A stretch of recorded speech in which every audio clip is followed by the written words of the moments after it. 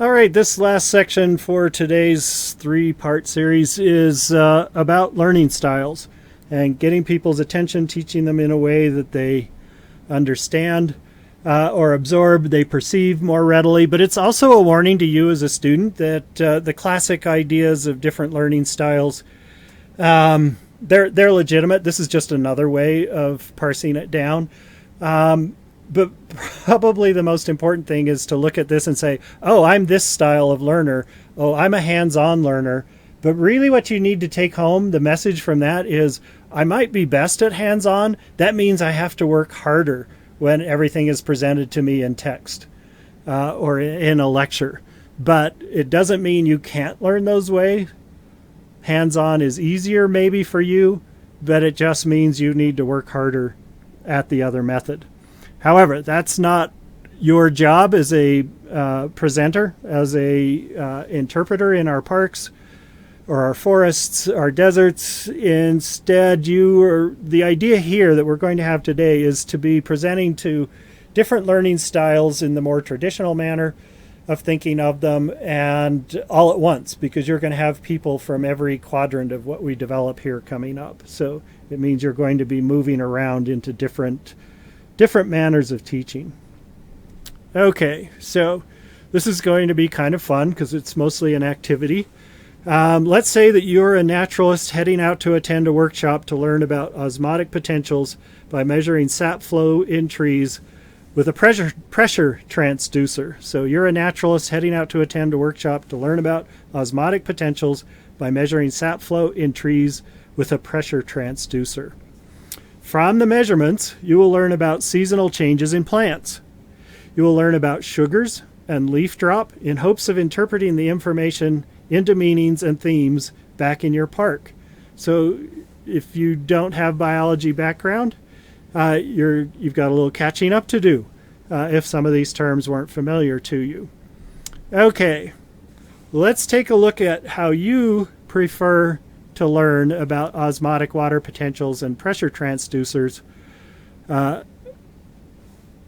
Let's see. Okay. Let me back up and read these two together. Are you likely to prefer learning about osmotic water potentials and pressure transducers by actively applying the transducers to the branches after hearing an explanation, or after watching a few other students apply the transducers first? So, can you bring it in just cognitively through listening or reading? That's the top question. Or do you want that hands-on visual of someone else doing it first?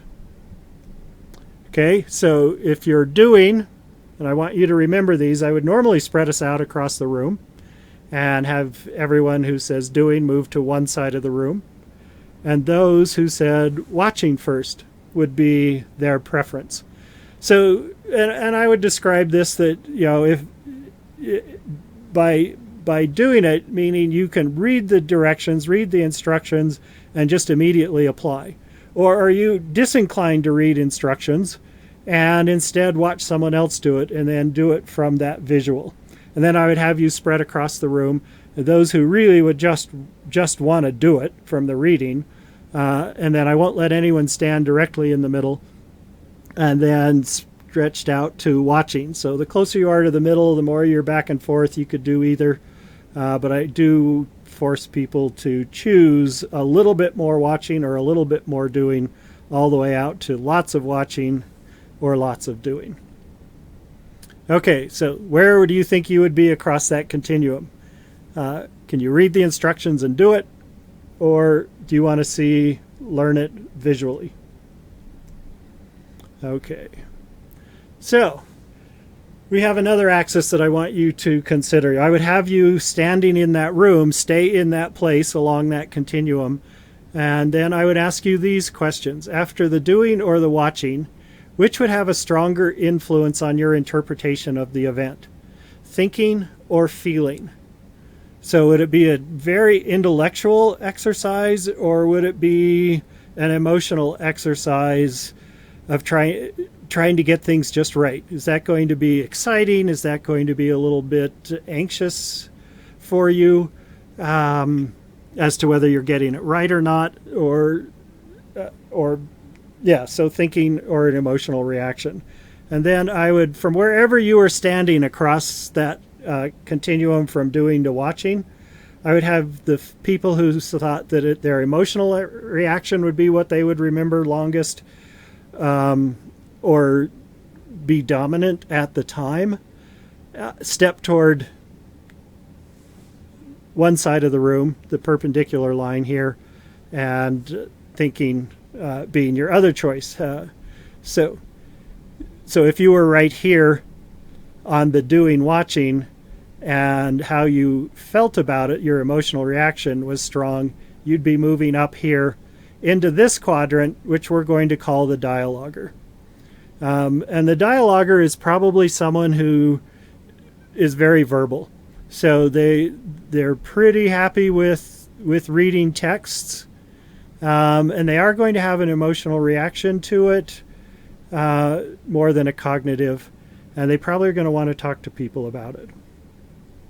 Okay, if instead you were over here in the watching range and still a feeling range, so yeah, you're going to have an emotional reaction to this, probably doing a little bit of projecting while you're watching.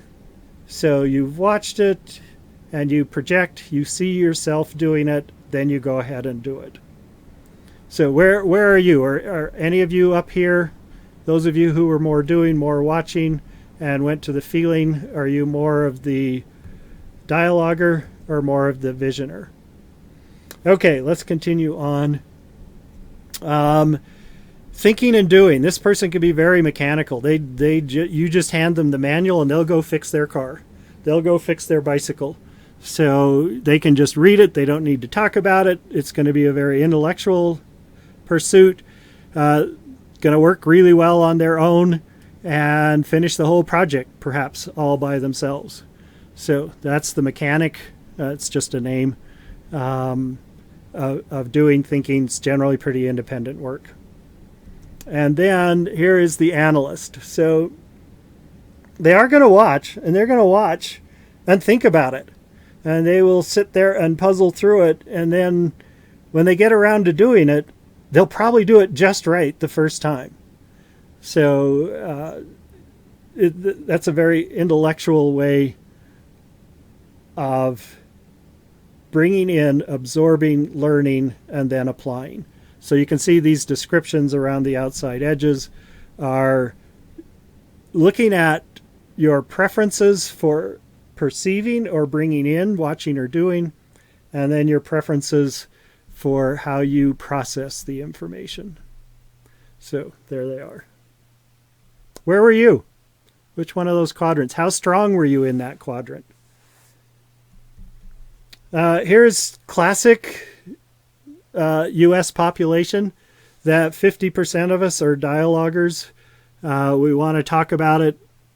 Things aren't done very independently. We're happy to get at them and doing them, but we do want to talk about them and check in with others about it. So the next two, the visioner and the mechanic, are pretty evenly distributed, and the analyst, you can see, is only 10%, except at universities where that percent goes way, way up. Because those analysts, those are the people who are, they are the watching and the thinking. So yeah, that really pays off in education. So to be able to teach yourself. So that's why at a university that tends to be at the heavy end.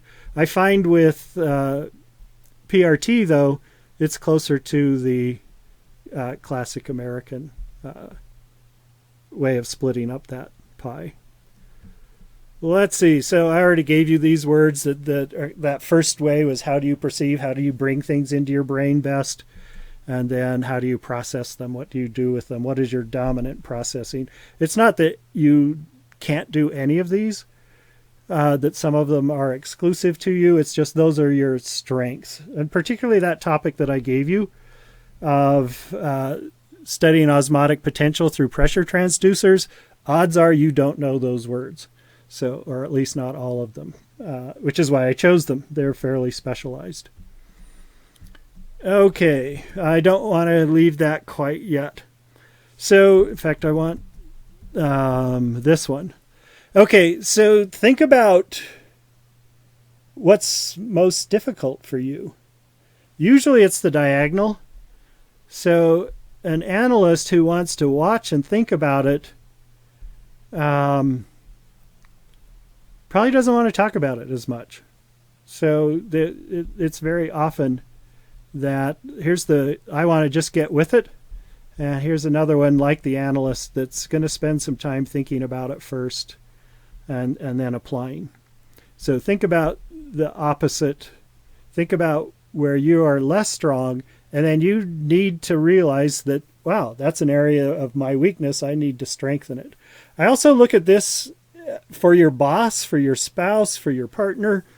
Where are they in this process, in this view of splitting up the world in this one way? And where do they land? And maybe that'll explain why you get along well or why you have struggles in some areas. So it's worth thinking about. Okay, moving back to the next situation. Okay, you are a naturalist heading out to attend a workshop to learn surfing. Okay, are you likely to prefer learning surfing by trying it or watching others for a while? Do you see? This is that same perception, bringing it in after the doing or watching, which would have a stronger influence on your interpretation of the event, thinking or feeling. So we have that same pair of perceives and perception and processing, but a very different activity. This is no longer a intellectual sounding osmotic potential and pressure transducer issue, but instead this is surfing. So a very physical activity. And if you're not from a coast, it's probably not your best activity, your most experienced. So let's take a look. Where do you fall? Did you move? So think about it. Would you do surfing by just jumping in? Or do you want to watch for a little while and see what other people are doing? And then, is this going to be a really intellectual activity for you? Or is this going to be much more about feeling your body and feeling emotions? I suspect you changed, and I think that most of us here are going to think about, or we're going to spend our time with surfing on body feeling and emotion.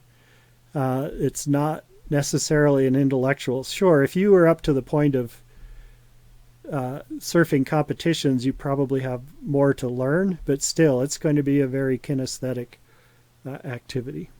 So I bring these two up to say that you don't have to be in one spot all the time on all subjects. So realize that you are going to move around.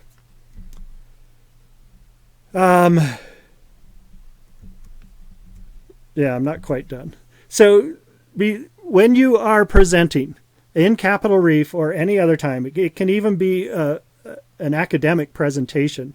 Think about people in your audience and that they're likely to be in these different quadrants, or sharing them somewhat. So do give opportunities for doing. Do have opportunities for watching. Do discuss some of the intellectual parts of it. Do discuss or allow or encourage emotional reactions as well. Okay, so that's how we present to multiple learning styles, looking at this dichotomy of perception and processing, and addressing many people in your audiences, all the way across your audiences. Okay, so other ways to go about that. So we've got some suggestions here. That some kind of experimentation. So you can see that some of these people are blindfolded with their own hats, and they have a partner who is giving them walking, reaching directions. A couple of them there are actually giving hands directions. Yes, experimentation. That can be a fun part of a presentation. Giving people experiences. So getting them actually doing the activity itself. in a presentation. So yes, have organize activities. There are many kinds. Yes, information, all interpretation has information. However, it is not the main part of interpretation. That's the main part of education. So instead, you do have information. You will have people out in that thinking analyst category. They want that information. And everybody has a little bit of that analyst in them always anyway. It might just not be their strength. So do have information. Keep it simple. Keep it truthful. Analysis. Yeah. Do you really want to show people a graph like that? There are times when graphs are incredibly powerful. We've talked about that in our classes. Watching the graph of COVID infections and seeing how it's grown over time. We haven't gotten better at maintaining it. And our holidays were awful. Our Thanksgiving through New Year's killed a lot of people because we weren't able to social distance and wear masks in high enough numbers, like 100%. Okay, so yes, analysis. Be careful. There are people who love it, and there are plenty of people who you need to be careful to not overdo it. Yes, other approaches. So there are people who are going to do great, and they will prefer to have that self-guided trail brochure rather than having to stand around and listen to a ranger with a whole bunch of other people. They'd rather go off and be independent. So they give them the choices. Skits. There are national parks where people come, where the Park Service people, the rangers, are in character the whole time. They'll be in period dress. Whether this is Jamestown or Plymouth Rock, or at some fort out west, people will dress and stay in character, have only the information that they would have at that time. So skits and personifications of every degree. I've also seen people just dress up in period, but speak as if they were the ranger whom they are. So every range of personifications. Giving people time for reflection. Remember, one of those categories, the visioner, was to be able to sit back and absorb, and the analyst was to sit back and think about it. So yes, give people some time. Don't always be rushing people from one project to the next. There are plenty who would really rather finish one project than do a whole bunch of shorter projects. So again, that same idea, giving people a chance, pausing your lectures, giving people a chance to absorb and think through something. Slow it down sometimes, speed it up other times. Especially with our classes, you've probably seen examples. A classroom of 30 can be a struggle to be able to break down into small groups.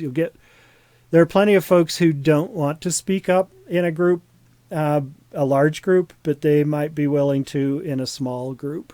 So get it down to 4 or 5 people some of the time, not all the time, because there are others who would just be just as happy in a large group.